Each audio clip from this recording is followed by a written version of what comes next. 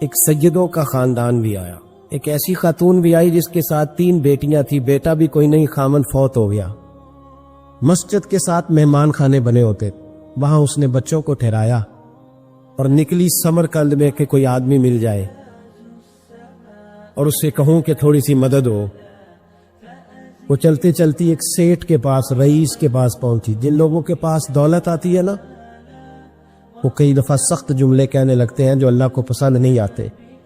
وہ سیٹ کے پاس گئی تو جا کے کہنے لگی میں غریب ہوں، پریشان ہوں، بلخ میں قحط ہے، سارا زمانہ جانتا ہے، تو میں اس لیے سمرقند آئی ہوں، بیٹیوں کا ساتھ ہے، نہ رہنے کو جگہ ہے، نہ کھانے کو روٹی ہے، نہ پہننے کو کپڑا ہے، مہربانی کر تھوڑی مدد کر۔ جانے لگا ہو کون؟ تو اس سیدزادی نے کان آگے کر کے، ہاں کسی پہ بھی حالات سخت آ سکتے، اللہ سے ڈرنا چاہیے، کان آگے کر کے نہ کہنے لگی میں سیدزادی اور یہاں میرا اپنا کوئی نہیں، مہربانی کر۔ تو وہ سیٹ صاحب، چودھری صاحب کہنے لگے مجھے کیسے پتا چلے گا تو سید ہے؟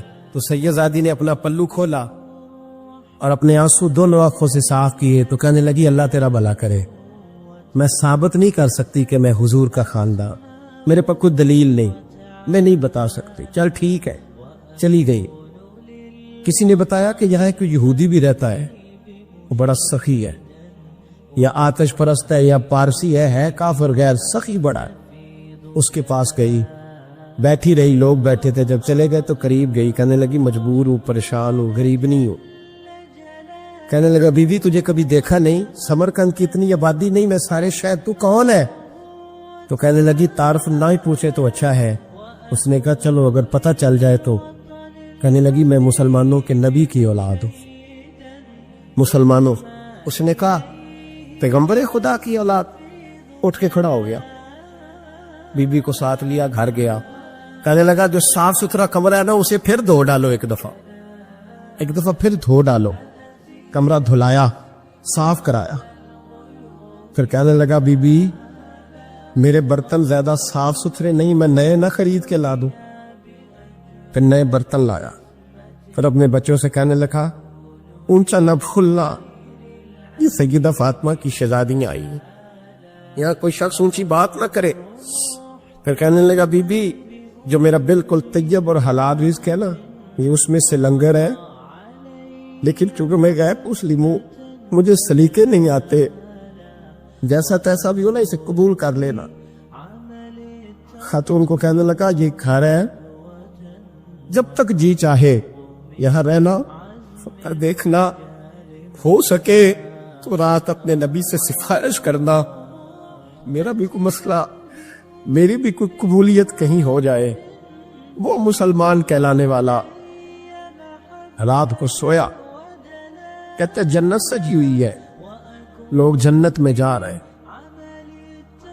لائنیں لگی ہوئی ہیں، نبی پاک لوگوں کو جنت میں بھیج رہے ہیں۔ میں بھی دوڑ کے لائن میں لگ گیا، فرشتے نے میرا بازو پکڑا، کا پیچھے ہٹ۔ تو میں دوڑ کے حضور کی بارگاہ میں گیا، میں حضور سارے جنت میں جا رہے ہیں، یہ مجھے نہیں جانے دیتا۔ نبی پاک نے فرمایا تو کون ہے؟ کہ یا رسول اللہ میں مسلمان ہوں۔ کہتے حضور مجھ سے فرمانے لگے کوئی دلیل ہے تیرے پاس؟ دلیل ہے کوئی تیرے پاس؟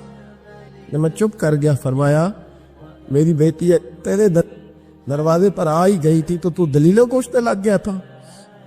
فرمایا جا دوڑ جا۔ سویرے آنکھ کھلی تو گلیوں میں ڈھونڈتا پھرتا ہے، تلاش کرتا پھرتا ہے، کونے کونے میں جاتا ہے وہ سادات کا گھرانہ کہاں گیا، ڈھونڈتے ڈھونڈتے اس غیر مسلم کے دروازے پہ جا کے پہچان لیا۔ تو کہنے لگا خدا کا واسطہ جو تو نے نوکری کی ہے نا ان کی مجھ سے 11 گنا لے لے، یہ سادات کا گھر مجھے دے دے۔ تو کہنے لگا کل تو آتا تو شاید بات اور ہوتی، آج بات اور ہے۔ اس نے کہا مہربانی کر، کہا نہیں کل تو آتا تو معاملہ اور تھا، آج معاملہ آج اور ہے، رنگ بدل گیا ہے، حالات تبدیل ہو گئے ہیں، اب تو دیکھتا کیا ہے، جا دوڑ جا۔ کہنے لگا نہیں مہربانی کر، دے دے، تو غیر مسلم ہے، تیرا کیا تعلق؟ کہنے لگا چپ کر، غیر مسلم میں کل تک تھا، کل سے سجدوں سے پیار کیا ہے تو میرے حالات سنور گئے ہیں، وہ جو نظارے تو نے رات خواب میں دیکھے ہیں میں نے جاگتی آنکھوں سے دیکھے ہیں، میں نے جاگتی آنکھوں سے اور تو نے کسی مفتی پیر عالم کے ہاتھ پہ کلمہ پڑھا ہے؟ میں نے رات محمد اردی کے ہاتھ پہ کلمہ پڑھا ہے، شیخ الاسلام ابن المسلمین خواجہ قمر الدین سیالوی۔ خواجہ صاحب سچ مچ کے شیخ الاسلام تھے، اور اللہ تعالیٰ نے انہیں بڑا ہی اعزاز عطا فرمائی، بڑی بات تھی۔ ایسے شیخ بھی کم دنیا میں ہوتے، اور 20 علماء ان کے مرید تھے۔ پنڈی کے علاقے میں نا اپنے بہت سارے علماء، کسی علماء کی میٹنگ میں گئے تھے، علماء کافی تھے، تو ایک سید عالم تو انہوں نے نماز پڑھائی، عالم بھی تھے اور سید بھی تھے، جماعت کرائی، تو نماز کے بعد پتہ چلا کہ کوئی ایسی واضح غلطی ہو گئی ہے کہ نماز ہوئی نہیں۔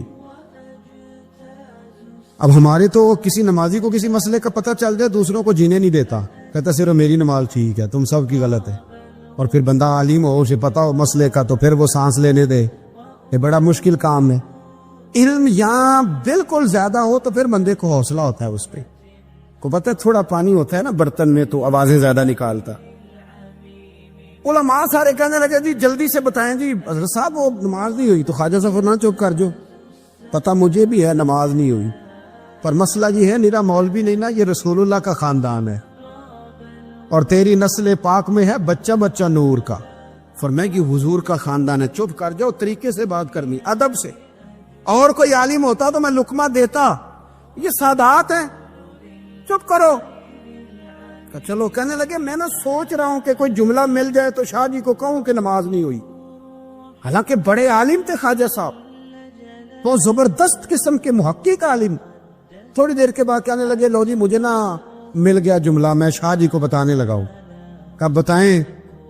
تو سلام لیا آگے جا کے، شاہ جی کے ہاتھ چومے، کہنے لگے حضور آپ کے پیچھے نماز پڑھی ہے، سید ہے تو مزہ بڑا آیا ہے، ان 4 وقتوں کا بڑا ہی مزہ آیا ہے، ہمارا دل کرتا ہے کہ دفعہ یہی نماز دوبارہ نہیں پڑھا دیتے، مزہ ہی بڑا آیا ہے نا، ذرا ایک دفعہ دوبارہ نہیں پڑھا دیتے نماز، مزہ بڑا ہے۔ تو شاہ جی کہنے لگے لگ مجھے بھی رہا تھا نماز کوئی نہیں ہوئی، پر میں کہہ رہا تھا شاید میرا وہم ہی ہو، لگ رہا تھا کہ نماز نہیں ہوئی۔ تو آپ بڑے سمجھدار آدمی ہیں، آپ نے سید کا ادب بھی بچا لیا ہے اور مسئلہ بھی بتا دیا ہے۔ تیری نسل پاک میں ہے بچہ بچہ نور کا، تو ہے عین نور تیرا سب گھرانہ نور کا۔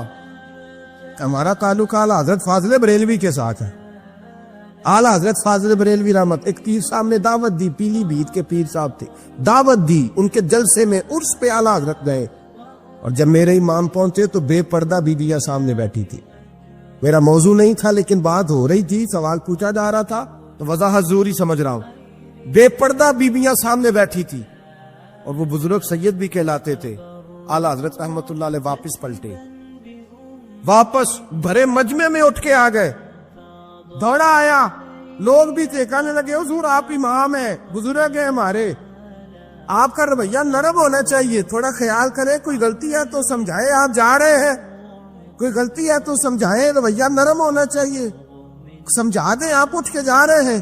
آپ فرمانے لگے جو رسول اللہ کی شریعت کا لحاظ نہ کرے اس کے ساتھ نرم رویہ نہیں رکھنا چاہیے، نرم رویہ نہیں رکھ۔ فرمایا اگر آپ سید نہ کہلاتے ہوتے تو پھر میں کھڑے ہو کے بات کرتا، نرمی صرف اس لیے کی ہے کہ تیری نسل پاک میں ہے بچہ بچہ نور کا۔ لیکن وہ شاہ بھی کوئی قیمتی بزرگ تھے، سید صاحب بھی، وہ کہنے لگے حضور بھی میری طرف دیکھیں، بڑے مجمع میں کہتا ہوں مجھ سے غلطی ہوگی، آئندہ نہیں کروں گا۔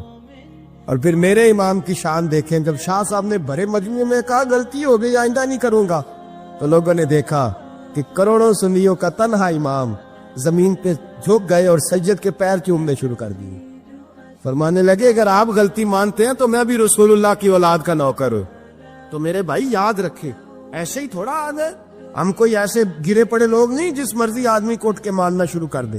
ہماری عقیدت بڑی غیرت مند ہے، ہمارے نظریات بڑے پختہ ہیں، اور ایک منٹ کے لیے بھی ہمیں کوئی شرمندگی نہیں، پار کے ادھر پھینکتے۔ ہم کیا سمجھتے ہیں کسی کے درجنوں مرید ہو یا لاکھوں مرید ہو، ہمارے لیے کسوٹی رسول اللہ کی شریعت ہے، نبی پاک کا دین معیار ہے۔ حضرت سلطان باہو رحمت اللہ تعالیٰ علیہ کے ایک خادم ہوئے، ان کا اصل نام امیر بابا لکھا ہے بعض جگہوں پہ، لیکن ان کو کڈن میاں، کڈن میاں، بڈھے میاں کئی ناموں سے یاد کیا جاتا ہے۔ بڑے درویش تھے، صاحب حضوری آدمی تھے، اکثر لوگ دم درود کرانے آتے تھے ان کے پاس۔ بزرگوں کے پاس لوگ آتے ہیں، اللہ کے بندے دعا کرتے ہیں تو اللہ خیر فرما دیتا ہے۔ آج کل کا زمانہ نہیں، اب تو دکانداری ہے نا، ٹوکن چلتے ہیں تو اللہ تعالیٰ خیر کرے، حالات بڑے عجیب و غریب ہے۔ تو ان کے پاس لوگ آیا کرتے تھے دم کرانے، انہوں نے نا دور ایک برتن رکھا ہوا تھا، تو کوئی آدمی آتا تو تھوڑا سا اس میں نذرانہ ڈالتا، نذرانہ حضرت جی میرا یہ کام ہے، یہ کر دے۔ وہ خلیفہ تھے حضرت سلطان باہو کے، وہ گردن جھکاتے، تھوڑی دیر کے بعد سار اٹھاتے، کہتے تیرا کام ہو جائے گا۔ صحیح مسلم کی حدیث ہے، نبی پاک نے فرمایا رب اشغاز اکبر لو اقسم علی اللہ لابرہ، اللہ کے کچھ بندے ایسے ہیں جو اللہ کو قسم بھی دے تو اللہ ان کی قسم پوری کر دیتا ہے۔ ان کے کپڑے مٹی سے بھرے ہوتے ہیں پر اللہ کو کہہ دیں تو اللہ کر دیتا ہے۔ حضرت سلطان باہو کے وہ خلیفہ کہتے ہو جائے گا تو ہو جاتا، پھر کوئی بندہ آگے کہتا جی نذرانہ ڈال دیا تو کام، گردن چکاتے کہتے اپنے پیسے نکال کے لے دا، تیرا کام کوئی نہیں ہونا۔ ایک دفعہ کچھ سید زادیاں آ گئی، انہوں نے آ کے نا اس زمانے میں 100 روپیہ سمجھ لے کہ آج کل لاکھ روپیہ بابا جی کے نذرانے والے گلے میں ڈالا اور آ کے کہا کہ بابا ہمارے نا ایک بچے کو سزائے موت ہو گئی اور حلفاً بتاتے ہیں کہ ناجائز پھانسی کا حکم ہوا ہے، تو تیری رب رسول کی بارگاہ تک رسائی ہے، مہربانی کا، سیدوں کا بچہ ہے، مہربانی کا۔ بابا جی نے گردن چکائی اور کہا اپنا 100 روپیہ نکال کے لے جاؤ، مشکل ہے بچہ بچے تو میں کچھ نہیں کر سکتا۔ سید آدمیاں تھی روتی ہوئی لوٹ گئی، بچے کی نانی زندہ تھی، ان کو جا کے بتایا تو وہ رونے لگ گئی، کہنے لگی تمہیں بات نہیں کرنی آئی، اللہ کے بندے بڑے نرم دل ہوتے، تمہیں منانا نہیں آیا، ورنہ یہ ہو سکتا تھا۔ میں جاتی ہوں، وہ آئی 100 روپیہ ڈالا اور بابا جی امیر صاحب کے پاس بیٹھ کے کہنے لگی بابا بات یہ ہے کہ ہم سید ہے سارا ہمارے گھرانے کا، پر چلو آج تک رسائی تیری ہے، آج کل تیرے تعلقات مضبوط ہیں تو مہربانی کر، کوئی غلط بات نہیں، بچے کو پھانسی غلط ہو رہی، مہربانی کر۔ بابا کہنے لگا اماں میرے بس میں نہیں، میں بھی تو اللہ کا کمزور بندہ ہوں نا، مالک کا کمزور بندہ ہوں، کو ضروری نہیں، دعا پہ فضل ہوتا ہے، اگر اس کی مشیت ہو تو پھر بندہ کیا کر سکتا ہے۔ تو اماں یہ کام نہیں ہو سکتا، تو اماں رونے لگ گئی، کہنے لگی کوئی نہیں، میں قیامت کے دن حضور کی بارگاہ میں تیری شکایت کروں گی، میں کہوں گی کہ میں نے بتایا تھا میں سید ہوں، اس نے توجہ ہی نہیں کی، میرا کوئی خیال ہی نہیں کیا۔ بابا صاحب فرمانے لگے اماں پیسے نہ نکالنا، جا تیرا کام ہو جائے گا، جا تو ہو گیا تیرا مسئلہ ہو جائے گا۔ وہ آپ پیسے رکھتے تھے تو سال کے بعد 6 مہینے کے بعد مہینے کے بعد جا کے حضرت سلطان باہو کو دے کے آیا کرنے، وہ وہاں لنگر میں یا کسی جگہ خرچ کرتے۔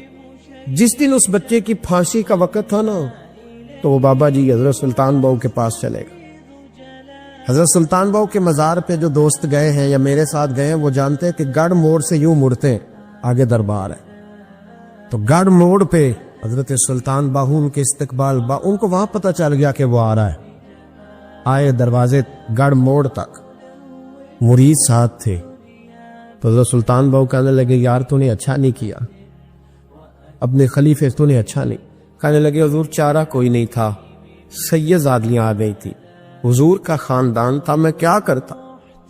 مرید کہتے ہمیں سمجھ نہیں آ رہی کہ یہ کیا ہو رہا ہے، کہنے لگے مجبوری تھی، کیا کرتا، کدھر جاتا، حضور کا خاندان تھا، کہا تو نے اچھا نہیں، کہتے ہمیں نہیں سمجھ آ رہی کہ تو نے اچھا نہیں کیا، وہ کہتے ہیں حضور کا خاندان تھا، ہمیں اس کا معنی کیا ہے، کہتے تھوڑی دیر گزری بچہ وہاں سے رہا ہو گیا تو حضرت سلطان باہو کے خلیفہ کا انتقال ہو گیا، وہ وصال کر گئے، وصال ہو گئے، آپ نے جنازہ پڑھایا، دفن کیا، تو غلام کہنے لگے حضور یہ ماجرا کیا ہے، آپ فرمانے لگی اس نے اللہ کے حضور دعا کی تھی کہ مولا جناب اسرائیل نے اس دن کسی نہ کسی کی روح لینے جانا ہے نا تو میری لے جائے، اب سید زادیاں دروازے پہ آ گئی ہے تو سادات کو تو خالی نہیں نہ بھیجا جا سکتا، مصطفیٰ کا خاندان ہے، حضور میری روح لے جائی جائے اور اس سید زادے کو چھوڑ دیا جائے۔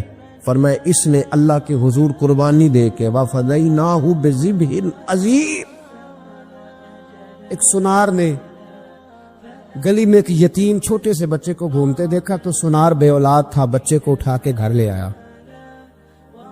18 سال اس بچے کی پرورش کی، اس کو پالا پوسا جوان کیا۔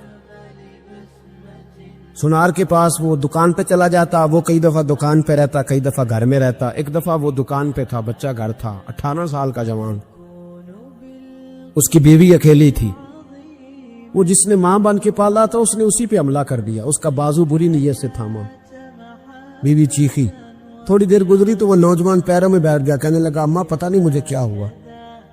شام کو سنار آیا، بیوی چیخنے لگی، چلانے لگی، کہنے لگی آج عجیب بات ہوئی، جس کو میں نے جگر کا خون دے دے کے پالا اسی نے گندی نظر ڈالی۔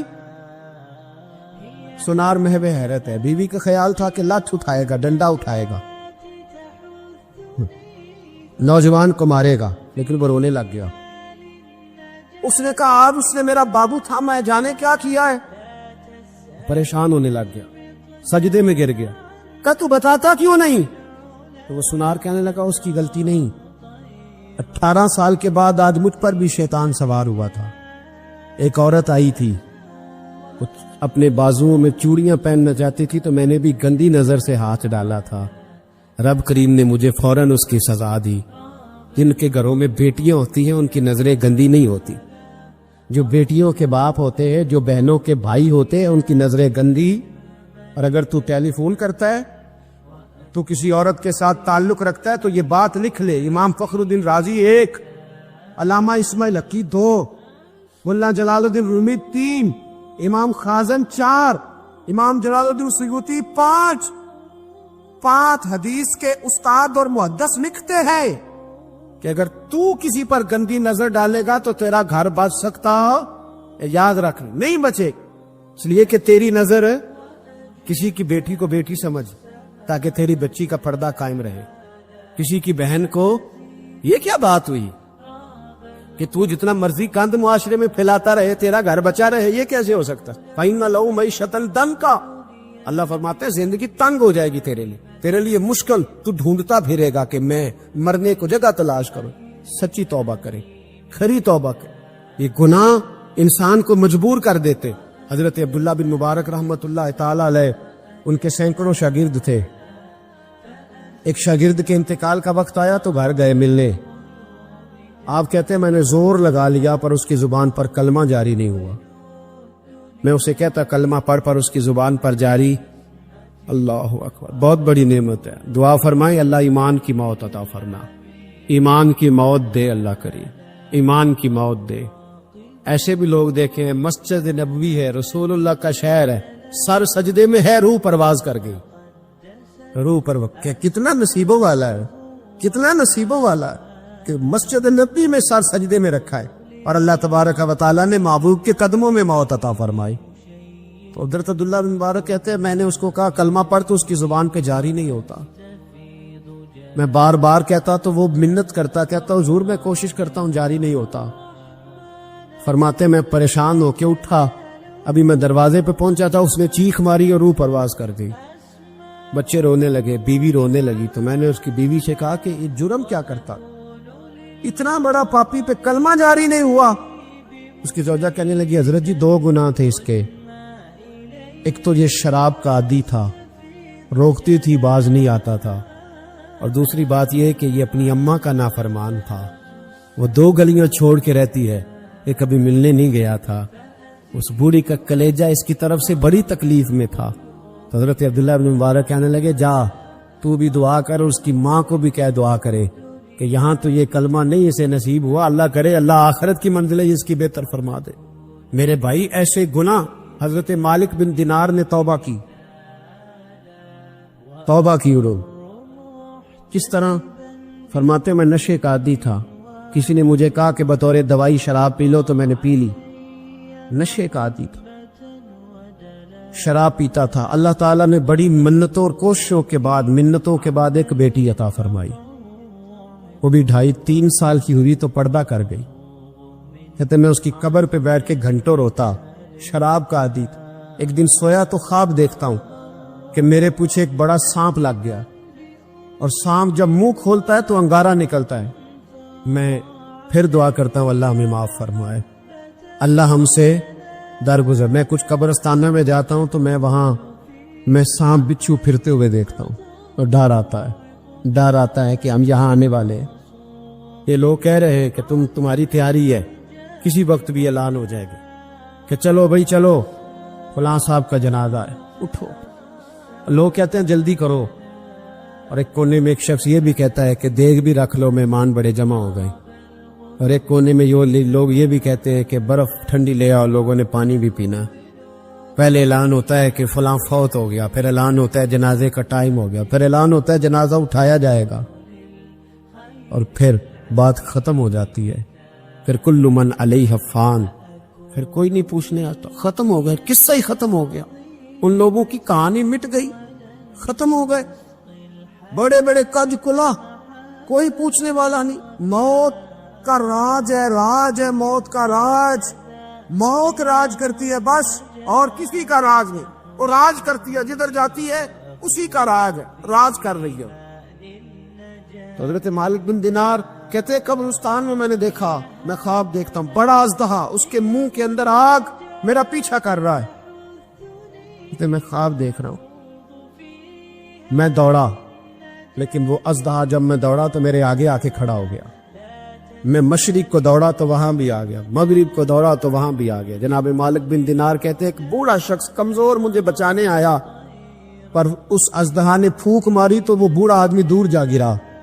کہتے میں چیختا تھا، چلاتا تھا. ایک پہاڑی پہ میں بھاگا گیا تو وہاں مجھے میری بیٹی ملی، مجھے فوت ہو گئی. وہ اس اژدہے کے آگے اس نے یوں ہاتھ کیا تو اژدہا پیچھے بھاگ گیا. میں نے بیٹی کو گود میں اٹھایا، میں نے کہا بیٹی یہ کون تھا؟ کہنے لگی ابا یہ تیرا برا عمل تھا، یہ تیرا برا عمل تھا، یہ تجھے کھا جاتا اگر میں نہ ہوتی. تو کہا یہ بوڑھا جو مجھے بچانے آیا یہ کون تھا؟ کہا یہ تیرا اچھا عمل تھا، پر کمزور بڑا تھا، تھوڑا تھا، یہ تیرے برے عمل کا مقابلہ کرنے کی ہمت نہیں رکھتا تھا. حضرت مالک بن دینار کہتے ہیں میری بیٹی نے خواب میں میری داڑھی پکڑ لی اور کہنے لگی ابا میں چاہتی ہوں تو صحیح ہو جا، ایسا نہ ہو کہ پھر تیرے پیچھے یہ اژدہا لگ جائے. حضرت مالک بن دینار کہتے ہیں جب میں سو کے اٹھا تو میری داڑھی آنسوؤں سے بھری ہوئی تھی، اور اس کے بعد میں نے توبہ کی. اس طرح کی توبہ کی کہ پھر میں نے کوشش کی کہ دوبارہ میں اپنے رب کی نافرمانی نہ کروں. حضرت عبداللہ ابن عباس فرماتے تھے جو دنیا میں ہنس ہنس کے گناہ کرتے ہیں نا، ہنس ہنس کے جھوٹ ہنس ہنس کے بولتے، ہنس ہنس کے لوگوں کی غیبت کرتے، فرمایا یہ جو تمہیں ہنس ہنس کے گناہ کرتے نظر آتے ہیں ان کا رونا قیامت میں دیکھا نہیں جائے، ان کے آنسو قیامت میں دیکھے نہیں جائے. جو ہنس ہنس کے گناہ کرتے یہ روئیں گے. فَلْيَضْحَكُوا قَلِيلًا وَلْيَبْكُوا كَثِيرًا. رب فرماتا ہے زیادہ رویا کرو، کم ہنسا کرو. نبی پاک علیہ السلام روتے تو صحابہ کہتے حضور آپ اتنا کیوں روتے ہیں؟ تو محبوب فرماتے جو میں جانتا ہوں وہ تم نہیں جانتے. بھائیو قبروں میں اکیلے جانا ہے، کبھی غور کرنا، اکیلے کوئی بندہ ساتھ حساب دینے نہیں جائے. اماں بڑا پیار کرتی ہے لیکن قبر میں کبھی کوئی ماں بھی ساتھ دفن نہیں ہوتی. اپنا اپنا حساب دینا مشکل وقت ہے، حساب کر لینا چاہیے، تیاری کر کے رکھنی چاہیے. گناہ اگر یہاں ہماری زندگی کو تنگ کریں گے تو وہاں بھی ہمارے لیے مشکلات پیدا کریں. نبی کریم علیہ السلام نے فرمایا ہے کہ اللہ بڑا مہربان ہے، اللہ بڑا کریم ہے، اللہ بڑا ستار ہے. اور یاد رکھو جب کوئی اس کی ریٹ کو چیلنج کرے، جب کوئی اس کے قانون کو توڑے، جب کوئی اللہ کی اعلانیہ نافرمانی کرے، پھر رب کریم کی غیرت کو، اس کے عدل کو جوش آتا ہے. توبہ کرے سچی، مسجد کی حاضری دے پابندی کے ساتھ. میری آپ سے ہمیشہ یہ گزارش رہتی ہے کہ مسجد کی حاضری پابندی سے دے. میں اپیل کرتا ہوں داڑھی رکھ لے، یہ میرے نبی کا طریقہ ہے صلی اللہ تعالی علیہ. واپس آ جا، ہماری بقا نہ ہمارے دین میں ہے. کوئی نہیں ہمیں رکھے گا، کوئی نہیں رکھے گا، کوئی نہیں. میرا ایک دوست رات بتا رہا تھا کہ سعودی عرب میں ایک شخص نے 30 سال محنت کی، تو جب وہ مرا ہے وہیں اس کے گھر میں فون کیا تو اس کے گھر والوں نے کہا جناب آپ کو مشکل ہوگی ڈیڈ باڈی بھیجنے میں، وہیں دفن کر دیں. ہاں اگر اس کا کوئی پیسہ ہے تو وہ ذرا اکاؤنٹ میں بھیج دیں، بچیوں کو ضرورت ہے. او بھائی تو اکیلا جائے گا، تیرے لیے مشکل ہو جائے. اپنے بھی ساتھ یقین کریں، بچے دعائیں کرانے آتے ہیں، کہتے ہیں حضرت جی دعا کریں اللہ اماں کی سختی معاف کر دے. اس کا مطلب کیا ہے کہ اماں اب جائے، اب ہمارا نمبر آئے. بچے تو انتظار کر رہے کہ ابا جائے اور گدی پہ ہمارا نمبر آئے.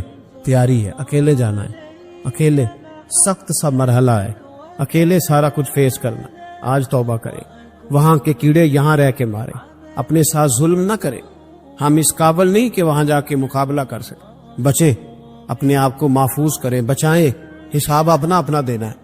کسی باپ نے اگر اپنے بچوں کو حرام کھلایا تو بچے تو نہیں کہہ رہے تھے نا کہ حرام لے کے آ، تو باپ نے حساب دینا، والد نے. لہذا مہربانی فرمائیں، اپنے اوپر رحم کھائیں، اپنے آپ کو سنواریں. آج جمعۃ الوداع ہے، توبہ کریں، اللہ کے نیک بندوں کی صحبت میں بیٹھا کریں، اچھی باتیں سنا کریں تاکہ دل نرم رہے. ان جگہوں سے بچے جو گناہ کی طرف لے کے جاتی، ظلم سے، زیادتی سے، جبر سے بچے. اپنے آپ کو اپنے رب کریم کی بارگاہ میں جھکا دے. ہمارا کہیں اور گزارا نہیں، کوئی نہیں ہمیں پوچھے گا. اقبال رو پڑے آخری عمر میں، رو پڑے اور اللہ کی بارگاہ میں عرض کرنے لگے، نہ جہاں میں کہیں بھی امان ملی، جو امان ملی تو کہاں ملی، میرے جرم خانہ خراب، تیرے عفو بندہ نواز میں، پناہ صرف اللہ رسول کی بارگاہ میں. حضرت مصعب ابن عمیر بڑے مالدار تھے اور بڑے مہنگے جوڑے پہنتے تھے. پھر اللہ نے کرم کیا اور حضور کی غلامی میں آ گئے. میں حضرت مصعب ابن عمیر کو پڑھ کے نا تو ایک جملہ میں نے نیچے لکھا ہے. میں نے کہا اس کا مطلب ہے کہ سوٹوں میں، کوٹھیوں میں، گاڑیوں میں سکون نہیں. سکون تب بھی ہے جب ضمیر مطمئن ہو جائے. مالدار آدمی تھے پر یہاں پھٹے پرانے کپڑوں میں آ گئے، اس لیے کہ وہاں سب کچھ تھا، دل مطمئن نہیں تھا.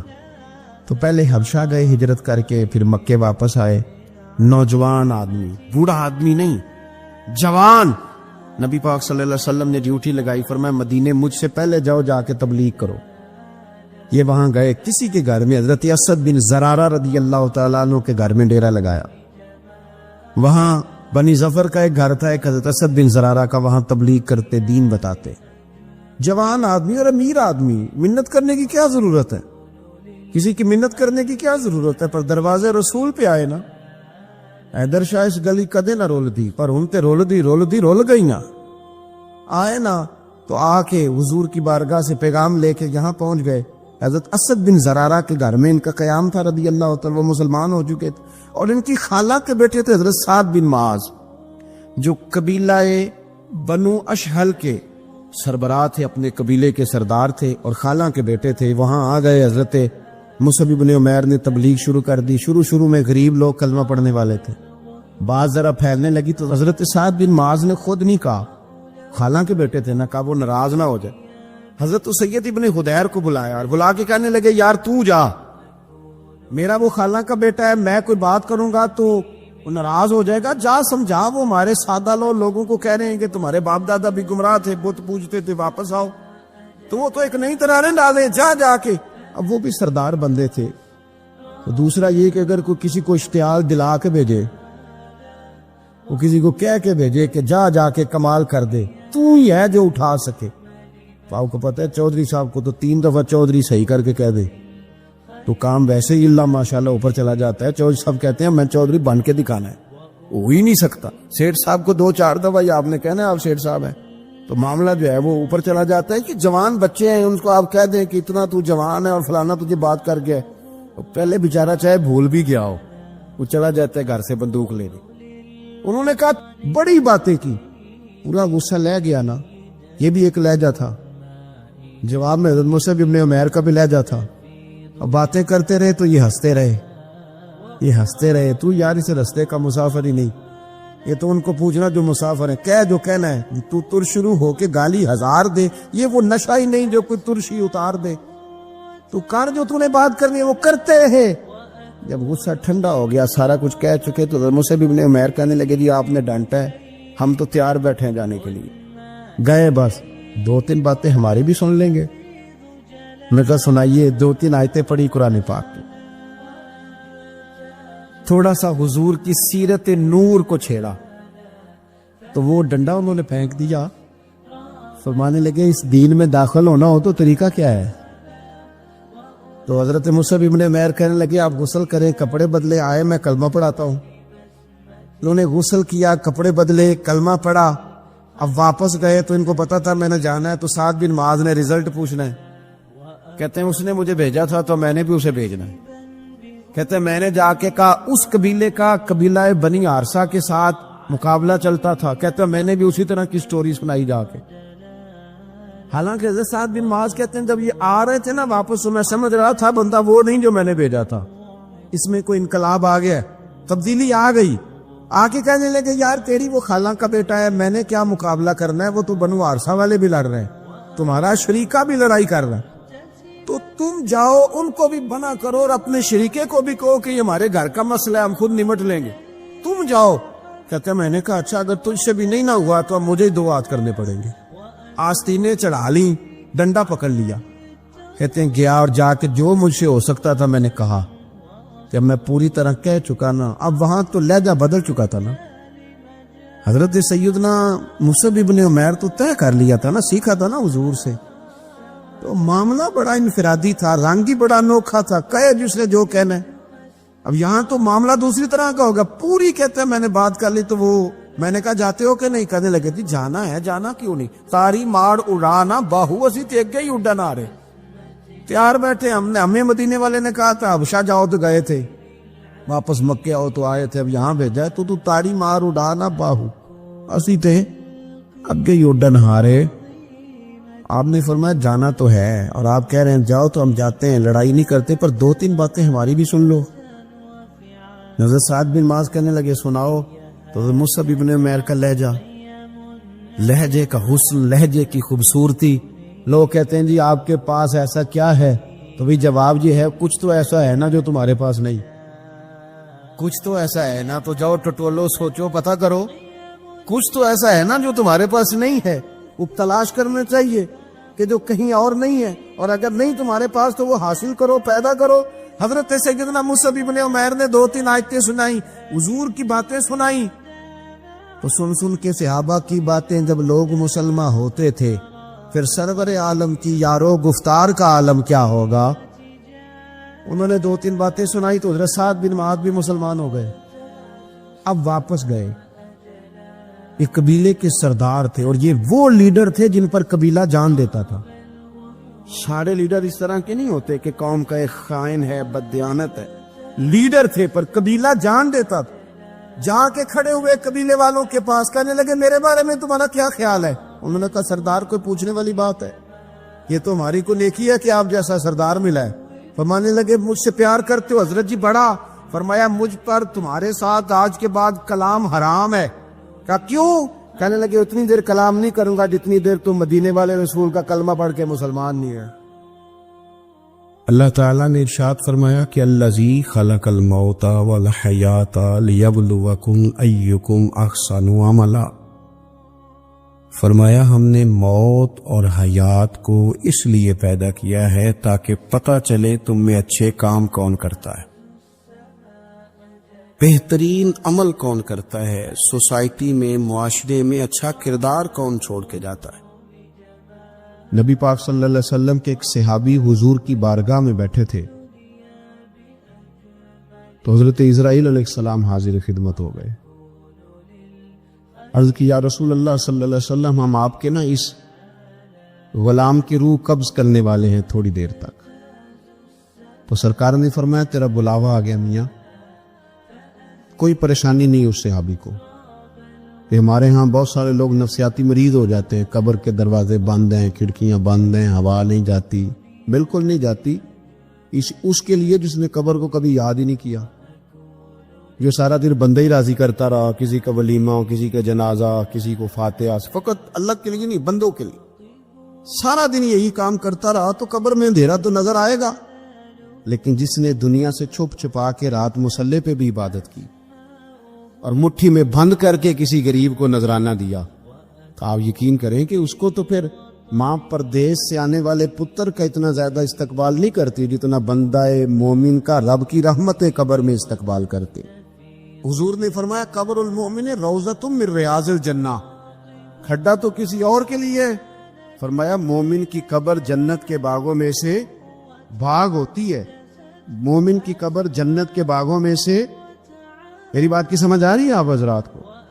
تو قرآن مجید کے ساتھ جب دلچسپی ہوتی ہے، جب ذوق ہوتا ہے، امام رازی نے لکھا ہے کہ نبی پاک صلی اللہ تعالی علیہ وآلہ وسلم نے اپنے صحابی سے فرمایا بھائی تھوڑی دیر کے بعد تیری روح قبض ہو جائے گی۔ ان کو کوئی پریشانی نہیں، بڑے مطمئن رہے، بڑے مطمئن، مٹی دیں تے مٹی رہنا ہی، ایمی کا دی بلے بلے، اج مٹی دے اتے بندے آتے کل مٹی دے تھلے، وہ مطمئن ہے، وہ تیار بیٹھے تھے، بالکل تیار. ہلکی سی بات عرض کی یا رسول اللہ صلی اللہ علیہ وسلم وقت آ گیا ہے، بس آپ مجھے وہ کام بتائیں جو میں کرتا ہوا دنیا سے جاؤں تو رب قریب میرے لیے جنت کا فیصلہ فرما دے. یہ آپ بتا دیں. نہ دوڑ کے گھر گئے، نہ کوئی وصیت لکھنے گئے، وہیں بیٹھے. حضور حکم کر دے کیا کروں؟ تو نبی پاک صلی اللہ تعالی علیہ وسلم نے فرمایا جا قرآن کے صفحے اٹھا کے لا، تو بیٹھ کے پڑھ اور میں تجھے پڑھاتا ہوں. فرمایا قرآن مجید سیکھتا سکھاتا دنیا سے جا، رب بغیر حساب کتاب جنت عطا فرمائے گا. آپ یقین کریں نوجوان زندگی بتا لیتے ہیں اپنی، لیکن مسلمان ہوتے ہیں نا، اندر ایمان تو ہوتا ہے، تو پھر جب آنکھ کھلتی ہے تو کہتے ہیں دل کرتا ہے قرآن پاک پڑھنے، طبیعت چاہتی ہے قرآن پاک پڑھنے. اگر انہیں وقت پہ سکھا دیا جائے، ان کی توجہ کرا دی جائے، ان کا پیار ڈالا جائے. جب ہماری طبیعت ہوتی ہے نا لیکچر دینے کو، تو پھر ہم گھر کے اندر آ کے لیکچر شروع کرتے ہیں بچوں پہ. ہم کہتے ہیں تم نماز نہیں پڑھتے اس لیے میری روزی میں برکت کوئی نہیں، تم سویرے قرآن مجید نہیں کھولتے تو ساری بے برکتی. ہمارا پروگرام بن جاتا ہے نا لیکچر دینے کا، شروع ہو جاتے. حالانکہ اس طرح نہیں بچے قرآن مجید پڑھیں گے، اس طرح تھوڑی نماز پڑھیں گے. بہترین طریقہ یہ ہے کہ آپ مصلی بچھا لیں گھر میں. نبی پاک علیہ السلام نے فرمایا کچھ نفل گھر میں بھی پڑھا کرو، اپنے گھر کو قبرستان نہ بنا لینا. یہ مشکات میں موجود. سرکار کے گھر کا دروازہ مسجد میں کھلتا تھا، لیکن حضرت عائشہ صدیقہ فرماتی ہیں پھر بھی تہجد کی نماز اللہ کے رسول صلی اللہ علیہ وسلم اپنے گھر کے اندر ادا فرماتے تھے اور ساری رات کھڑے رہتے تھے. حضور نے نا لوگوں کو سمجھایا تھا. پہلے لوگ کسی عقیدے کے قائل ہی نہیں تھے. محبوب نے سمجھایا کہ دنیا مختصر ہے. حضور نے بتایا کہ مرنے کے بعد ہمارے لیے جو قبر ہے اس کو صرف ایک پہلو نہ سمجھ لینا، وہ گڑھا بھی ہے دوزخ کا، لیکن وہ جنت کا باغ بھی ہے. نبی پاک نے لوگوں کو ایجوکیٹ کیا، تعلیم دی، سمجھایا کہ تم ایک نظریاتی زندگی گزارو. فقط یہ 50-60 سال ہی کل زندگی نہیں، یہ تو تمہیں بھیجا گیا ہے کام کرنے کے لیے، کاشتکاری کرنے کے لیے. مرنے کے بعد تم نے اس کاشتکاری کا پھل کاٹا. تو اب یہ تعلیم اتنی راسخ ہو گئی لوگوں کے دلوں میں، اور صرف لوگوں کو نہیں سمجھایا. وہ ہمارے یہاں پیران عظام یہ کرتے، لوگوں کہتے ہیں فقیر ہو جاؤ، فقیر ہو جاؤ، فقیر ہو جاؤ. لوگ فقیر ہوتے جاتے ہیں اور پیر صاحب امیر ہوتے جاتے ہیں. وہ مالدار ہوتا جاتا ہے، لوگوں کو فقر کا سبق پڑھاتا جاتا. نبی پاک علیہ السلام نے لوگوں کو جب یہ کہا نا کہ زندگی چند روزہ ہے، تو یہ تعلیم لوگوں کو تو دی، لیکن اپنا حال یہ تھا. ایک وقت روٹی کھائی اور 3 وقت فاقہ کیا. محبوب نے چٹائی پر آرام فرمایا. حضور موٹے بان کی چارپائی پہ لیٹے، موٹے بانے پہ، اور یہ عمر فرماتے میں تبن سخت تھا، لیکن حضور کی کمر پر جب میں نے چارپائی کے نشان دیکھے تو میں رو پڑا. یا رسول اللہ، اللہ کے دشمن اتنی موج میں ہیں اور آپ تو. حضور نے ایک تو یہ ہے نا کہ آپ کی پیار میں کو رو رہا ہے تو بندہ کہے کوئی نہیں بس حالات ہے ایسے، نہ.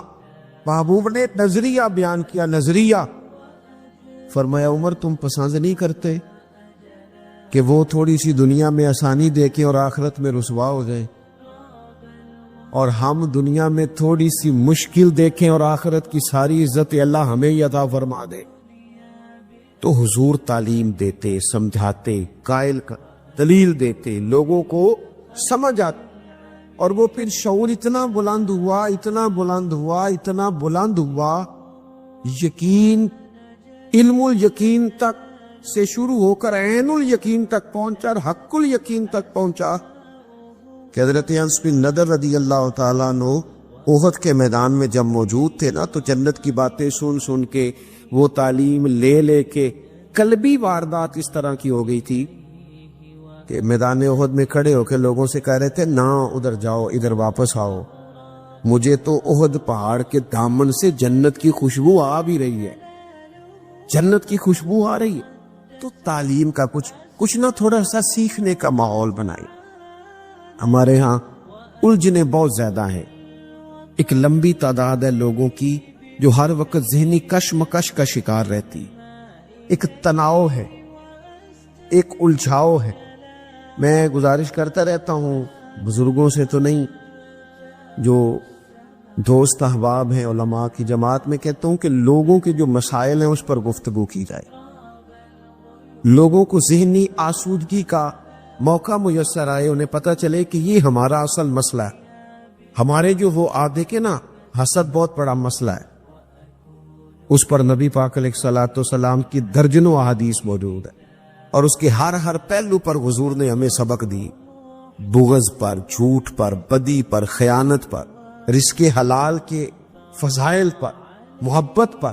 یہ جو ہمارے مسائل ہیں، ہم اگر حضور سے سیکھ لیں، ایک جنگ بنی رہتی ہے گھروں میں، چوکوں میں، چوراہوں میں، آپس میں، دفتروں میں، کٹھے بیٹھنے والے لوگوں میں، حتیٰ کہ دینی ماحول میں بھی اگر چند لوگ مل کے کام کرتے ہیں تو وہاں بھی کچھ نہ کچھ آپس میں چیزیں دلوں میں موجود رہتی ہے۔ شرط یہ ہے کہ ہم حضور سے سیکھیں، کشادگی پیدا ہو، دل بڑے ہو۔ تو نبی پاک نے اپنے لیے بطور معلم کا لفظ اعزاز کے طور پر حضور نے بیان کیا۔ اور دوسرا، حضور نے فرمایا میں نا اخلاق عالیہ کی تکمیل کرنے دنیا میں آیا ہوں۔ ایک ہوتا ہے کوئی اچھی بات کرنا، بہت سارے لوگ اچھی باتیں کرتے ہیں، اور آج کل تو سارے لوگ اچھی باتیں کرتے ہیں، پر مسئلہ صرف اتنا ہے کہ کرتے دوسروں کے لیے، اور جتنی اچھی باتیں ہو رہی ہیں وہ ساری اچھی باتیں دوسروں کے لیے۔ اگر وہ اچھی بات جو ہم کر رہے ہیں صرف وہ والی کریں نا جس پر ہم عمل کرتے، تو جو تبلیغ عمل سے ہوتی ہے وہ دیر پا ہوتی ہے، اس پہ غصت ہو۔ اللہ کے پیارے رسول صلی اللہ تعالی علیہ وسلم نے صرف اچھی بات نہیں کی، آپ توجہ کریں گے میری بات پر، حضور نے صرف ایسا نہیں کہ ایک اچھی بات محبوب نے کر دی، حضور نے وہ والی اچھی بات کی ہے کہ اس سے زیادہ اچھی بات ہو سکتی نہیں۔ اعلیٰ حضرت کہتے ہیں سارے اچھوں سے اچھا سمجھیے جسے ہے اس اچھے سے اچھا ہمارا نبی۔ ایک ہوتا ہے روٹین میں کوئی خیر کی بات کرنا، اور ایک ایسی بات کر دینا کہ پھر گنجائش باقی نہ رہے۔ نبی کریم علیہ السلام نے وہ خیر کی باتیں کی ہیں کہ مزید پھر گنجائش ہے۔ یہ جو ہمارے یہاں مصیبت بن گئی ہے نا کہ ہم نے وہاں سے بھی سیکھنا ہے دانش، وہ ہمارے اسکولوں کالجوں کی دیواروں پر انگریزوں کے قول بھی لکھ دیے۔ تو میں کہتا ہوں کیا احادیث ساری یاد ہو گئی تھی بچوں کو؟ قرآن مجید کی آیات یاد ہو گئی تھی؟ اور کیا کوئی ایسی بات تھی جو حضور نے بیان نہ کی ہو، جو آپ کو ادھر ادھر جانا پڑا؟ اللہ کے پیارے رسول صلی اللہ تعالی علیہ وسلم نے تکمیل کر دی اخلاق عالیہ، بلندی اخلاق جہاں تک جا سکتے تھے وہ ساری چیزیں حضور نے ہمیں دی ہیں۔ اخلاق کی کوئی ایسی بات نہیں جو رسول پاک صلی اللہ تعالی علیہ وسلم نے ہمیں نہ بتائی ہو، اور وہ باتیں ہمیں یاد بھی ہیں۔ بس مسئلہ یہ ہے کہ تقریریں، میں آج کل یہ دیکھتا ہوں کہ آپ آ جائیں، آپ یہاں بھی بیان کر دیں، آپ تھوڑا وہاں بھی کر لیں، تھوڑا وہاں بھی کر لیں۔ تو میں یہ اکثر کہتا ہوں دوستوں سے کہ اگر تو تقریریں ہیں فقط کانوں کی لذت کے لیے، پھر تو سارا دن سنو، اور اگر عمل کے لیے ہے نا تو پھر میرا خیال ہے 20 منٹ اگر کسی نے کوئی بات سن رکھی ہے تو عمل کے لیے کافی ہے، وہ عمل کے لیے کافی ہے۔ وہ بزرگ ایک مثال دیا کرتے تھے کہ ایک شخص نے کسی مولانا سے سن لیا تھا، بعض اوقات لوگ کھیتوں میں قضائے حاجت کے لیے جاتے تھے پیشاب کرنے، تو کہا سخت جگہ پہ پیشاب نہ کرو، وہ اس لیے کہ پیشاب کے چھینٹے پلٹ کر کپڑوں پہ نہ آئے۔ تو اس بیچارے نے وہ مسئلہ سن لیا، وہ صرف نعرے والا نہیں تھا نا عمل والا تھا، اس نے پھر نہ اپنی رومال میں ریت باندھ کے کندھے پہ رکھ لی، جہاں اسے قضائے حاجت کا موقع آتا وہ پہلے ریت رکھتا، اس میں وہ پیشاب کرتا تاکہ میرے کپڑوں کو۔ تو کسی نے کہا چل دوبارہ محفل میں جانا ہے، کوئی سننا ہے، تو کہنے لگا نہ بھائی بس، وہ جو ایک مسئلہ سنا تھا اس کے لیے کندھے پہ ریت اٹھائے پھرتا ہوں۔ یہ ایک سادی بات ہے لیکن سمجھنے کے لیے ہے، اگرچہ آپ ہنسیں پر سمجھنے کے لیے ہے نا، کہ جن کا عمل کرنے کا مزاج تھا وہ تو یہاں تک تھے، اور جن کا خیال جی کہ اب ویکھیا ساڈی محفل ہوئی، پھر راتی پھر آپ مزہ گیا ہے، او ہو کیا بھئی آپ نے اور میں نے یہی تو کام کیا ہے۔ نبی کریم نے بلند اخلاق سکھائے. ایک حدیث اگر میرے ملک میں نافذ ہو جائے نا، ایک بس، تو سارے مسئلے حل. ایک بات اور لمبی چوڑی نہیں، حضور کو جو اللہ نے جوامع الکلم عطا فرمائے ان میں سے ایک بات. اللہ کے پیارے رسول علیہ السلام نے فرمایا میرا مومن وہ ہے. اتنی بڑی بلند اخلاق کی بات ملے گی نہیں. آپ فرمایا میرا مومن وہ ہے جو اپنے لیے پسند کرتا ہے وہی اپنے بھائی کے لیے بھی پسند کرتا ہو. نو ختم ہو گئی بات. آج کے بعد زندگی میں یہ ایک بات طاری کر لو، ایک صرف، کہ جو اپنے لیے پسند کرنا ہے وہی اپنے.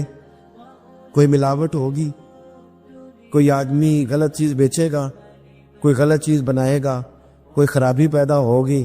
کیوں کہ اس نے نا، میں دکان پہ ایک دفعہ کپڑے خریدنے کے لیے بیٹھا تھا تو ایک صاحب کہنے لگے پیر صاحب یہ لے لے تو میں بھی پایا ہے.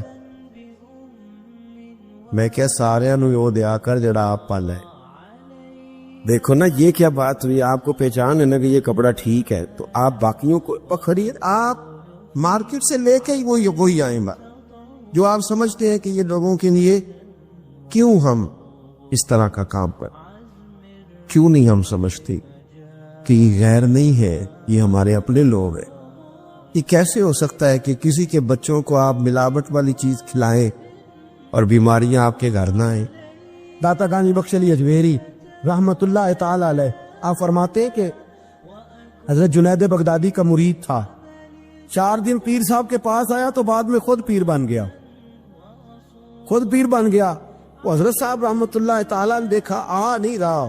مرید اولاد ہوتے ہیں، ان سے پیار ہوتا ہے، ان کو اہمیت دی جاتی ہے، اور بعض اوقات غلط فہمی کا شکار بھی ہو جاتے ہیں. اہمیت دی گئی، یار نظر نہیں آ رہا. آپ نے سوچا شاید بیمار ہو گیا ہے. حضرت جنید بغدادی خود گھر تشریف لے گئے. حضرت جنید بغدادی جن کا ولیوں میں اس طرح مقام ہے جس طرح حضرت جبریل امین کا فرشتوں میں مقام ہے، اتنا بڑا، چل کے گھر گئے اور جا کے کہا السلام علیکم. کہتا جی وعلیکم السلام. تو آتا کیوں نہیں؟ کہتا مجھے باپ کی ضرورت ہی نہیں، میں اب خود بڑا پرہیزگار ہوں، مجھے کیا ضرورت ہے میں کسی کو اپنا بڑا مانوں، میں خود بڑا پرہیزگار ہوں. فرمایا ہوا کیا؟ کہنے لگا جی رات جب میں سوتا ہوں تو 2 فرشتے آتے مجھے براق پہ بٹھاتے ہیں اور جنت کی سیر کراتے. براق پہ بٹھاتے ہیں اور اللہ اکبر جنت کی سیر کراتے ہیں. میرے ہاتھوں کے تراشے ہوئے مٹی کے صنم آج بت خانے میں بھگوان بنے بیٹھے. میرے ہاتھوں کے تراشے ہوئے مٹی کے صنم، دیکھو تو صحیح، آج بت خانے میں بھگوان بنے بیٹھے. اور رائے پوری کہنے لگے وہ پتھر جن کو سکھائی تھی قوت گویائی ہم نے، وہ جب بولنے لگے تو ہم پر ہی برس پڑے، بولنے لگے تو وہ ہم پر ہی برس پڑے. کہنے لگا جی اب تو میں اللہ خیر کرے بڑا اونچا اڑ رہا ہوں، آپ کبھی گئے جنت میں؟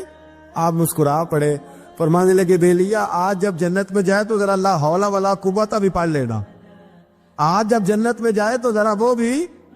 وہ کہنے لگا چلو ٹھیک ہے پڑھ لوں گا. اٹھ کے ملا بھی نہیں. حضرت واپس آ گئے.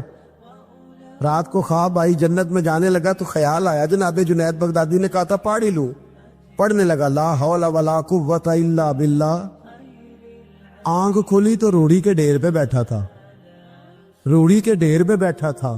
وہ جو بھاگ رہے تھے ان سے پوچھنے لگا مجھے کہاں چھوڑ کے جا رہے ہو خواب میں؟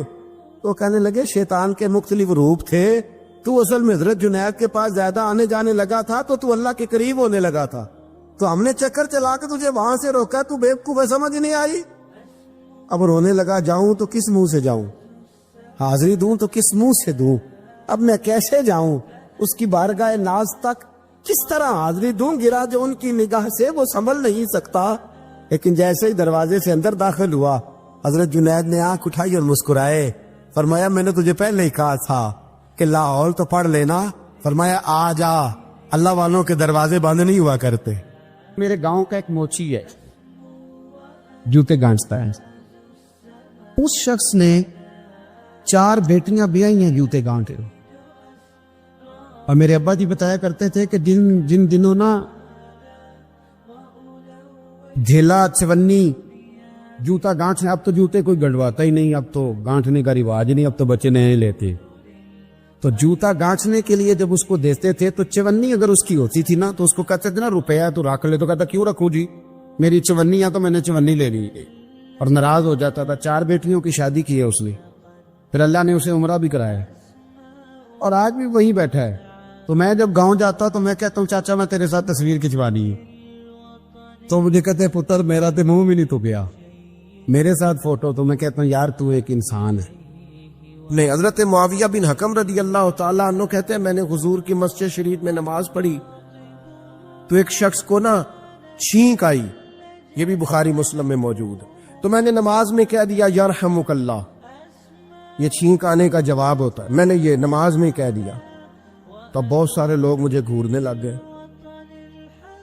کچھ نے اپنے ہاتھ بھی مارے زانوں پر کی، یہ کیا کر رہے ہو، نماز میں بول رہے ہو؟ فرماتے ہیں نماز مکمل ہوئی، اور یہ لفظ ہے حضرت معاویہ بن حکم رضی اللہ تعالیٰ عنہ کے، فرمانے لگے قسم اللہ کی میں نے حضور سے بہتر سمجھانے والا نہ پہلے کبھی دیکھا ہے نہ بعد میں کبھی دیکھا۔ فرماتے ہیں نہ حضور نے مجھے مارا نہ ڈانٹا، بلکہ جس طرح ایک بچے کو گویا ٹریٹ کیا جاتا ہے، سمجھایا جاتا ہے، حضور فرمانے لگے اللہ کے بندے نماز میں کوئی اور بات نہیں کرنی چاہیے، صرف اللہ کی تسبیح پڑھنی چاہیے، اس کے اسماء کا ذکر کرنا چاہیے یا قرآن پاک پڑھنا چاہیے، نماز میں کوئی اور کلام کرنے کی اجازت نہیں ہے۔ ہمارے ہاں لوگ دینی مسئلہ سمجھاتے ہیں تو اتنا ان کے مزاج میں تلخی ہوتی ہے بعض اوقات، اللہ ماشاءاللہ کچھ لوگوں کی طبیعت اتنی کرخت ہوتی ہے، بچہ نماز پڑھ رہا ہے اور حاجی صاحب اس کے ساتھ کھڑے نماز پڑھ رہے ہیں، لیکن وہ اس کو کھڑا کر رہے ہیں تو یوں کندھے سے ہلا کے تینوں آج تک نہیں پتا نماز ہے کہ یا دین سکھا رہے، یہ اخلاقی رویہ دین سکھانے کا، یہ لب و لہجہ دین سکھانے کا، قطعاً ایسا کوئی کام نہ کریں۔ میں تو یہ مدارس کے اساتذہ سے بھی کہتا رہتا ہوں، میں کہتا ہوں نبی پاک نے کبھی کسی کو نہیں مارا، آپ بچوں کو ڈانٹے کریں کچھ، لیکن وہ رویہ آپ اختیار نہ کریں جس کی دین اجازت نہیں دیتا۔ تو اخلاقیات میں ان چیزوں کا ضرور خیال کریں۔ ایک روایت اور عرض کر دوں آپ کو، حضرت جابر ابن عبداللہ رضی اللہ تعالیٰ عنہ فرماتے ہیں میرے والد احد میں شہید ہو گئے تھے، میرے ذمے بہنوں کا بوجھ بھی تھا اور قرضہ بھی تھا۔ اللہ کے محبوب علیہ السلام نے مختلف طریقوں سے مختلف انداز میں میرے اوپر کرم نوازیاں فرماتے۔ نوازنے کا طریقہ، آپ نہ کسی کو نوازیں بہانے بہانے سے۔ میں نے بعض بزرگوں کو دیکھا ہے کسی بچے کو ادارے میں خانقاہ میں کمزور دیکھتے، اس ریلا بھی نہیں ہے، اسے کہتے چل پتر نہ سنا، اور نہ سنا رہا ہے تو اسے نذرانہ دے رہے، چل بیٹے تلاوت سیکھ سنا، چل تقریر سنا، کسی بھی طریقے سے اس کو تسلی ہو رہی، اور اس طرح کا رویہ نہ اپنایا جائے کہ وہ مانگنے والا بن جائے۔ یہ اخلاقی بلندی ہوتی ہے آپ کی کہ آپ کسی شخص کو بہانوں سے نوازیں، اس طرح کا ماحول نہ بنائیں کہ آپ اسے کہیں کہ چونکہ تو کمزور ہے، غریب ہے، فقیر ہے، لہذا تجھے دے رہا ہوں۔ حضرت جابر ابن عبداللہ فرماتے ہیں، اور یہ بھی آپ کو مسلم شریف میں ملے گا، فرماتے ہیں کہ جنگ میں میں حضور کے ساتھ تھا، میرا اونٹ بڑا کمزور ہو گیا، بیمار ہو گیا، چل نہیں رہا تھا، حضور میرے قریب آئے اور پیچھے آ کے فرمانے لگے اسے بھگاتا کیوں نہیں؟ میں نے کہا حضور بیمار ہے، کیسے بھگاؤں؟ تو نبی پاک نے نا اونٹ کو ایک درہ لگایا اور گویا پیغمبر اعظم نے حکم دیا، نبی رحمت نے، نبی اکرم نے حکم دیا، فرمایا اونٹ بھاگتا کیوں نہیں؟ وہ جو سب سے پیچھے تھا وہ سب سے آگے نکل گیا۔ واہ کیا جود و کرم ہے شہ بتہا تیرا، اور نہیں سنتا ہی نہیں مانگنے والا تیرا۔ سرکار نے حکم دیا، وہ اونٹ سب سے آگے نکل گیا۔ اب حضور گھوڑا دوڑا کے آگے آئے، فرمانے لگے جابر یہ اونٹ میرے ہاتھ بیچ نہیں دیتا، وہ بیمار تھا، حضور کے حکم سے بھاگا ہے، فرمایا بیچ نہیں دیتا۔ کہا نہیں یا رسول اللہ آپ ویسے ہی رکھ لیں، فرمایا نہیں میں پیسے دوں گا۔ یا رسول اللہ آپ کا یہ ہے، فرمایا نہیں آپ قیمت بتائیں۔ حضور ٹھیک ہے اتنے کا اونٹ ہے، میں مدینہ طیبہ جا کے آپ کی خدمت میں پیش کر دوں گا۔ حضرت جابر ابن عبداللہ فرماتے ہیں حضور نے مجھ سے اونٹ خریدا، مدینہ طیبہ پہنچ کر نبی پاک صلی اللہ تعالی علیہ وسلم نے سیدنا بلال حبشی سے فرمایا جابر کو اونٹ کی قیمت بھی دے دو اور کچھ پیسے زیادہ بھی دے دو۔ فرماتے ہیں مجھے اونٹ کی قیمت بھی مل گئی، کچھ پیسے زیادہ بھی مل گئے، اور جب میں حضور کی بارگاہ میں حاضر ہوا اونٹ پیش کر کے اور قیمت لے کے جانے لگا تو حضور فرمانے لگے جابر جانا نہیں، قیمت بھی تیری ہے، اونٹ بھی تیرا ہے۔ نبی پاک نے وہ اونٹ بھی تحفے میں مجھے واپس دے دیا۔ یہ اخلاقی رویے کی بلندی کہ کسی شخص کی غربت میں اسے نوازنا، لیکن اس طرح کا نوازنا کہ اسے محسوس نہ ہو۔ حضرت عمار ابن یاسر رضی اللہ تعالیٰ عنہ کے پورے خاندان کو کفار نے گھیر لیا، مارنا پیٹنا شروع کیا، آپ کو بھی، آپ کے بھائی کو بھی، آپ کی والدہ کو بھی، آپ کے والد کو بھی، اتنا مارا کہ لہو لہان کر دیا، زخم پہ زخم کھا کے جی خونے جگر کے گھونٹ پی اور آہ نہ کر لبوں کو سی۔ یہ عشق ہے، کوئی دل لگی نہیں، یہ آزمائش حسن ہے۔ اگر کسی کو راہ خدا میں آئے، سیدنا عمار ابن یاسر کی والدہ کو اس طرح مارا کہ ان کی ایک ٹانگ ایک اونٹ کے ساتھ باندھ دی، دوسری کے ساتھ باندھ دی، اور پھر ان کو نیزے مارے حتیٰ کہ 2 حصوں میں کٹ گیا وجود، اور وہ باہمت خاتون درد سہتے سہتے اپنے رب کے حضور حاضر ہو گئی۔ پھر ان کے والد کو شہید کیا، کس کے لیے، کس کے نام پر، کس وجہ سے؟ پھر ان کے بھائی کو شہید کیا۔ پھر جناب عمار ابن یاسر وہ سخت صدمے میں تھے، پھر ان کو مار رہے، پھر ان کو مجبور کیا کلمات کفر کہنے کے لیے، ان کے منہ سے نکل گئے، انہوں نے ایسے کلمات کہہ دیے جو معاذ اللہ کفریہ تھے۔ اب اتنا زد و کوف ہوا، تکلیف دی، بول دیا انہوں نے، لوگ دوڑے گئے نبی کریم کی بارگاہ میں، عمار تو معاذ اللہ کافر ہو گئے۔ بات بتانے والے نے تو بات بتا دی، پر جو جواب آیا وہ بڑا نرالا تھا کہ حضور اس نے کفر کیا ہے۔ محبوب فرمانے لگے خاموش ہو جا، عمار سر سے لے کر پاؤں تک ایمان ہی ایمان ہے۔ فرمایا ایمان تو اس کے خون کے اندر، اس کے وجود کے اندر، اس کے لہو کے اندر، جسم کے اندر سرایت کر گیا ہے ایمان، اور جس کے سینے میں، گوشت میں، لہو میں سرایت کر جائے وہ کیسے کافر ہو سکتا ہے؟ لیکن چونکہ انہوں نے مجبوراً یہ کہا تھا، پھر وہ خود دوڑے ہوئے آئے، عرض کی یا رسول اللہ پتہ نہیں کیا حال کر دیا کہ میرے منہ سے کلمات نکل گئے۔ محبوب فرمانے لگے تو کلمات کی چھوڑ، دل کی بتا، دل کی بتا، تیرے دل کی کیفیت کیا ہے؟ عرض کی یا رسول اللہ دل تو ہر لمحے کے لیے ایمان پر مطمئن ہے۔ تو محبوب نے فرمایا کوئی بات نہیں، پھر جان بچانے کے لیے ایسا کرنا پڑے تو حرج ہے، کوئی ڈٹ جائے نہ کفر کرے تو اعلیٰ شہید ہے، لیکن اپنی جان بچانے کے لیے کسی نے مجبور ہو کر صرف زبان سے یہ کلمات کہتی ہے تو حرج۔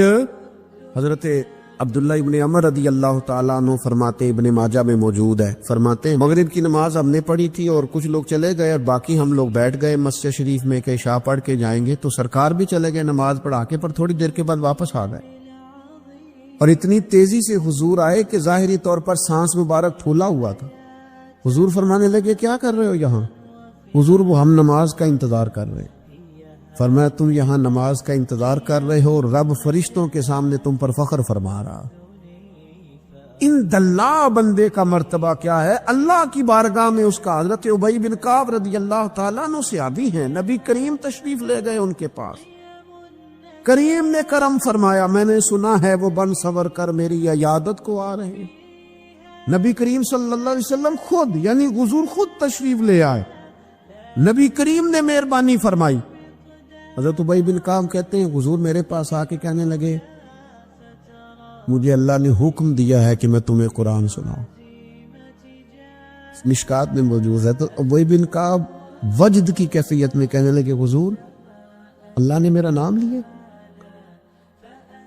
میرا نام اس نے لیا، میرے مالک نے، میرے کریم نے میرا نام لیا ہے۔ حضور فرمانے لگے ہاں اللہ نے آپ کا نام لیا ہے اور مجھے حکم دیا ہے آپ کو قرآن سناؤں۔ حضرت ابی بن کعب پھوٹ کے روئے، حضور میرے مالک نے میرا نام لیا، میرے مالک نے، اللہ کے حضور دیکھیے مقام کیا ہے بندوں کا۔ حضرت سعد بن معاذ کا انتقال ہو گیا،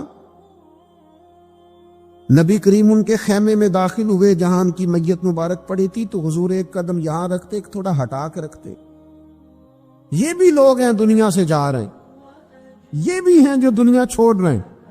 ان اللہ مرتبہ کیا ہے؟ حضور ایک قدم مبارک یہاں رکھتے، ایک ذرا ہٹا کے رکھتے، حضور اس کی کیا وجہ ہے؟ فرمایا 70,000 فرشتے آئے ہیں، خیمہ اٹھا تو حضور فرمانے لگے سعد بن معاذ کے وصال سے، ان کے شہادت سے اللہ کا عرش ہل گیا ہے، اسے وجد آ گیا ہے، اتنا بڑا شخص۔ اور صحابہ فرماتے ہیں ہم ان کی قبر کھود رہے تھے تو خوشبوئیں پہلے ہی نکلنی شروع ہو گئی، پہلے ہی خوشبوئیں نکلنی شروع ہو گئی، میرے مرنے پہ ہر سو شور مچ جائے گا، دیکھو گے کہنے الوداع سرکار خود تشریف لائیں گے۔ اور کسی پنجابی درویش نے کہا تھا اکھاں جدو میٹیاں زمانہ مینو روے گا، اپنا تے اپنا بیگانہ مینو روے گا، جدو نہ میں دسیا میخارا نو میخانے وچ پھر جان ہی ٹوٹ جان کے تے میخانہ مینو روے گا، کئی بک بک رون گے تے کئی لک لک رون گے، گلیاں دا ایانا تے سیانا مینو روے گا۔ عزیز دوست، اپنا مقام اللہ کے حضور کیا ہے، اس پر بھی تو ہمیں توجہ کرنی چاہیے نا۔ خود قرآن مجید نے ارشاد فرمایا تلک الرسل، یہ رسول ہے، یہ رسولوں کی جماعت ہے، فضلنا بعضهم علی بعض، فرمایا ہم نے بعض کو بعض پر فضیلت عطا فرمائی۔ یہ جماعت ہے انبیاء کی، رسولوں کی، نبیوں کی، ہم نے بعض کو بعض پر فضیلت عطا فرمائی۔ کتنی فضیلت عطا فرمائی؟ فرمایا منہم من کلم اللہ، ان میں سے بعض ایسے ہیں جن سے اللہ نے کلام فرمایا، ورفع بعضهم درجات، اور فرمایا بعض ایسے ہیں جنہیں اللہ نے درجوں میں بلندی عطا فرما دی۔ وآتینا عیسی ابن مریم البینات، اور جناب عیسیٰ ابن مریم کو کھلی نشانیاں عطا فرمائی۔ یہاں بالکل عام فہم سادہ آدمی، کوئی ادھر ادھر جانے کی ضرورت نہیں، اسے سمجھ آتی ہے کہ کلام اللہ نے حضرت موسیٰ سے فرمایا، اور اللہ تبارک و تعالیٰ نے جناب عیسیٰ ابن مریم کو کھلی نشانیاں دی، اور یہ جو فرمایا نا وَرَفَعَ بَعْضَهُمْ دَرَجَاتٍ، ہم نے بعض کو درجوں میں بلندی عطا فرمائی۔ مفسرین فرماتے ہیں یہ پتہ ہے اللہ نے نام کیوں نہیں لیا؟ اللہ کو پتہ ہے جب میں کہوں گا نا میں نے بعض کو درجوں میں بلندی عطا کی تو سمجھ جائیں گے کس کی بات ہو رہی ہے، یہ بتانے کی ضرورت نہیں ہے۔ اور یہ بھی نہیں بتایا کہ کتنی بلندی دی، اس لیے کہ کوئی ایسا عدد ایجاد ہی نہیں ہوا جس سے مصطفیٰ کریم کے درجوں کی بلندی کو شمار کیا تھا۔ کوئی عدد بنا ہوتا نا، کوئی وہ شمار ہوتا تو اسے شمار کر لیا جاتا۔ اعلیٰ حضرت بریلوی رحمت اللہ علیہ کے جو بڑے صاحبزادے ہیں نا حضرت حجت الاسلام رحمت اللہ علیہ، ان کا ایک شعر ہے، معراج کا واقعہ بیان کرتے کرتے وہ بیان فرماتے ہیں، کہتے ہیں وہ حضرت جبریل امین نے آ کے کہا تھا نا یا رسول اللہ چلیے، گویا اللہ تعالیٰ نے طلب کیا، وہ کسی شاعر نے کہا تھا سرے لامکان سے طلب ہوئی اور سوئے منتہا وہ چلے نبی، کوئی حد ہے ان کے عروج کی؟ بس اتنا بتا دیتے ہیں بلغ الغلاب کمالہ کشفت دجاب جمالہ حسنت جمیع خصالہ صلو علیہ، کوئی حد ہے ان کے عروج کی؟ بس بلغ الغلاب۔ تو حجت الاسلام رحمت اللہ تعالی علیہ فرماتے ہیں کہ حضور جا رہے ہیں، نہ بلانے والے نے نام لے کے کہا کہ کون بلا رہا ہے، نام نہیں لیا، ذاتی نام نہیں لیا، صفت سے بات کی، اور نہ یہ کہا میں نے کس کو بلایا، کتنا کہا سبحان الذی اسری بعبدہ، پاک ہے وہ ذات۔ اب میرا خیال ہے کہ ترجمے کی ضرورت، سب کو پتہ ہے کس ذات کی بات ہو رہی ہے، جس نے سیر کرائی کس کو، بعبدہ اپنے بندہ ہے، نہ وہاں ذاتی نام سے بات کی، نہ حضور کا نام ذکر، پاک ہے وہ ذات۔ تو حضرت حجت الاسلام فرمانے لگے طالب کا پتہ مطلوب کو ہے، اور مطلوب ہے طالب سے واقف۔ یہ بڑے لوگوں نے اس پر کلام کیے ہوں گے، لیکن بڑے باپ کے بڑے بیٹے کی بڑی بات سنیں۔ فرمانے لگے اعلیٰ حضرت بریلوی کے بڑے صاحبزادے حجت الاسلام حضرت مولانا شاہ حامد رضا خان صاحب رحمت اللہ علیہ فرمانے لگے طالب کا پتہ مطلوب کو ہے، اور مطلوب ہے तालिब से वाकिफ, पर्दे में बुलाकर मिल भी लिया, पर्दा भी रहा, सुभान अल्लाह। देखो पर्दे में बुलाकर मिल भी लिया और पर्दा भी रहा।